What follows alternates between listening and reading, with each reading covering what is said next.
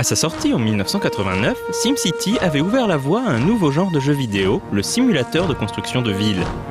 En 1992, Sierra et le studio Impressions Games déclinent ce gameplay aux cités antiques et proposent aux joueurs de devenir gouverneur d'une ville sous l'Empire romain.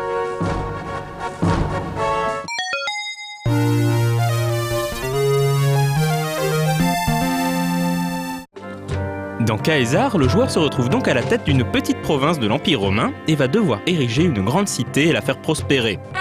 Le gameplay du jeu est assez proche de celui de SimCity, avec un aspect micromanagement plus poussé. Le joueur doit en effet s'assurer que les habitants de sa province ont accès à toutes les commodités de l'époque, des thermes aux écoles en passant par les théâtres et autres arènes de gladiateurs. La ville ne peut pas évoluer si le joueur n'a pas prévu ces différentes structures, et optimiser le placement et la zone d'influence de ces bâtiments peut vite devenir un casse-tête pour les apprentis gouverneurs.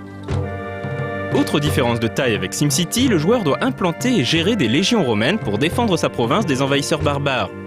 Mais le joueur ne peut pas contrôler les batailles directement. Impression sortira un autre jeu baptisé Cohort 2, dans lequel le joueur peut charger sa partie de Caesar afin d'en jouer les batailles. En somme, il fallait acheter 2 jeux pour avoir une expérience complète. Caesar était un peu mal dégrossi, buggé et son interface n'était pas toujours très claire. La série prenait donc un mauvais départ, mais Rome ne s'est pas faite en un jour.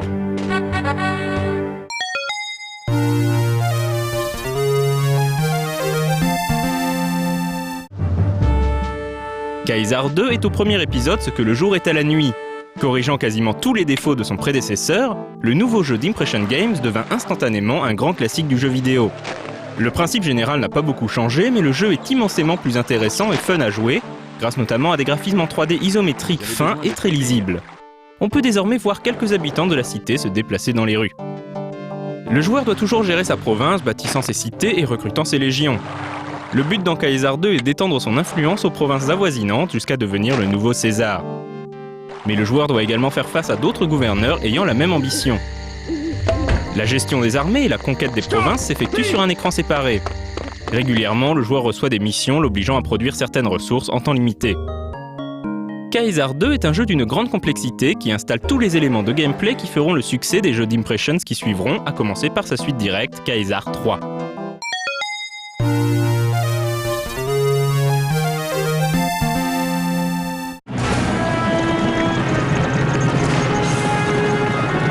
Caesar 3 n'apporte rien de révolutionnaire par rapport au deuxième épisode, mais simplifie encore l'interface pour la génération post-Warcraft. Le jeu propose une vraie campagne, avec progression à base d'objectifs se complexifiant au fur et à mesure. Un mode de construction libre est toutefois toujours accessible pour les joueurs souhaitant construire leur cité à partir de rien. Le déplacement des marchandises et des habitants n'est plus seulement un embellissement graphique, mais devient un paramètre à gérer de très près, un peu comme dans la série des Settlers. Le commerce avec les autres cités prend également une part très importante dans le jeu, avec la gestion des stocks et des entrepôts. La religion est elle aussi mise au premier plan. Le joueur doit apprendre à satisfaire les dieux, ou se préparer à subir leur courroux. Il n'y a également plus de séparation entre les phases de gestion et les phases militaires. Dans les scénarios militaires, le joueur devra bâtir des fortifications et des tours de garde pour empêcher les barbares ou même les loups d'entrer dans les rues. Graphiquement, le jeu est très soigné dans la lignée de Caesar 2 avec des couleurs plus vives mais toujours très réalistes.